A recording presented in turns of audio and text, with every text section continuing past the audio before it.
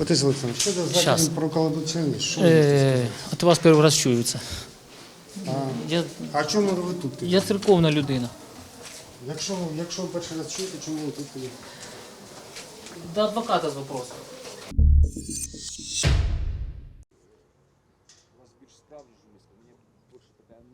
Спілкувався з людьми, мешканцями села Дептівка, які були прихожанами цієї церкви, які на власні вуха чули, як отець Олександр говорив такі фрази, що «русський корабль – це корабль, а ми маленька лодочка, тому не повинні чинити супротив рашизму, цьому мацьковському агресору, повинні схилити голову, прийняти їх умови». Це було якраз ось перший місяць, другий місяць війни після початку, як ці московські пши якраз навколо міста Конотоп гуляли.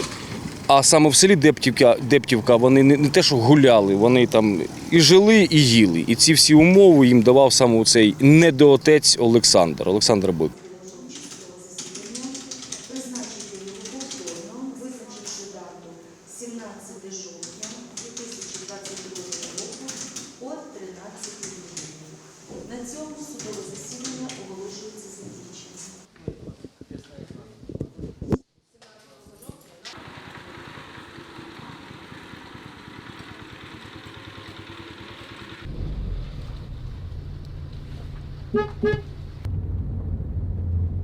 Ми зараз знаходимося в селі Дептівка Сумської області. Буквально кілька тижнів тому у сусідньому районному центрі Конотопі пройшло одне з перших слухань по справі місцевого священника Олександра Бойка, який підозрюється у тому, що він співпрацював із російськими окупантами у березні місяці, коли росіяни зайшли у село.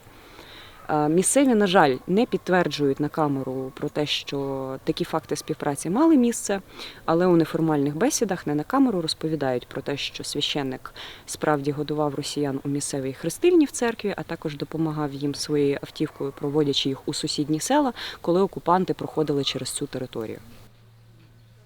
25 числа вже вони йшли з Кошар від нас, і танки в Кошарах вже там застряли і гарчали, і ми чуємо танки. Танки це було таке, такий ужас був трохи, наче аж. Ми ще не знали, вони приїхали, вони зразу мирно були, ніхто нічого не робив, зовсім нам мирно були, все, їхали нормально, хорошо по селу. Поки тут стояли на цьому, хлопці, поки стояли, вони мирно себе вели.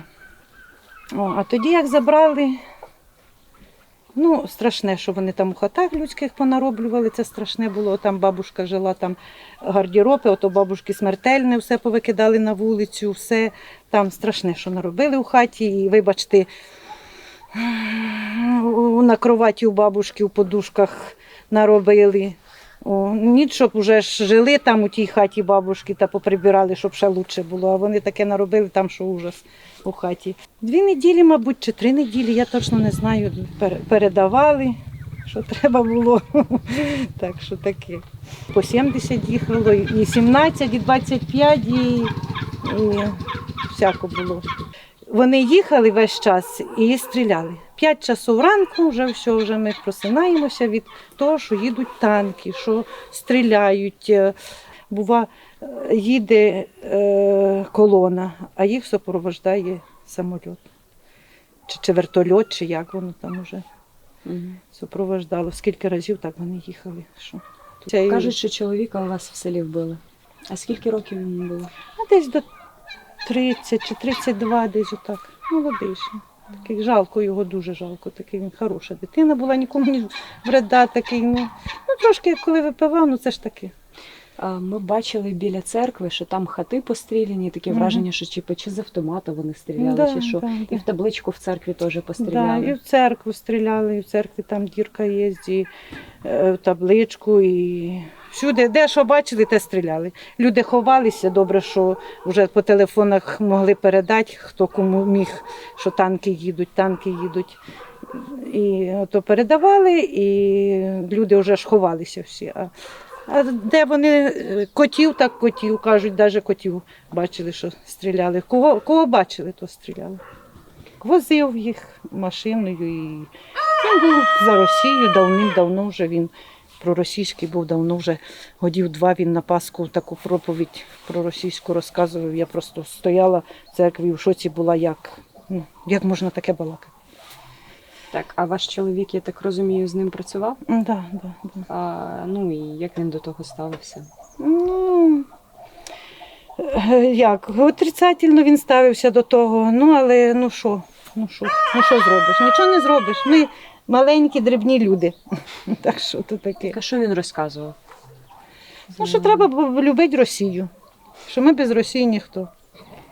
А вже прийшли солдати до нас, і він каже, що російські, і він каже, прийшов русський Іван, і тут Влад виведе всіх нацистів, бандерівців, він поставить на місце, всі будуть. Це таке. Так а він що, тут бандерівців бачив? Чи... А мій чоловік каже, так а де тут нацисти, бандерівці? Батюшка, що ви таке балакаєте? Де тут нацисти, бандерівці? Все, власть бандерівська і всі, це так він казав. Із села всі люди об'єдналися і всі хотіли миру, і щоб була Україна, ну як без України? Ну, Україна наша, рідненька, люба, як ми її можемо? Яка Росія? Що там Росія? Що та Росія? Та Росія гниль. Ну чого прокурори не з'явилися на суд? Скажіть, будь ласка, ну чого? А хтось від вашого села їздив туди?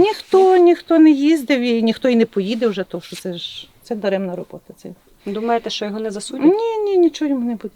Тому що немає правди. Немає правди. У нас вже багато було, і прокурори приходили, і брали того, що мій чоловік у церкві теж працює. Ну, просто не хочеться нічого балакати, тому що це просто так даремно все. Все даремно і все. Тобто? Ну, тобто він собі ходить, сміється, і ніхто нічого йому не зробить, і ніхто не робить, і ніхто нічого, ну що. Балакає, розказує, а воно, ми вже боїмося, що вдруг що так, його дружки ще прийдуть, і хто зна, що з нами зроблять тут. Так.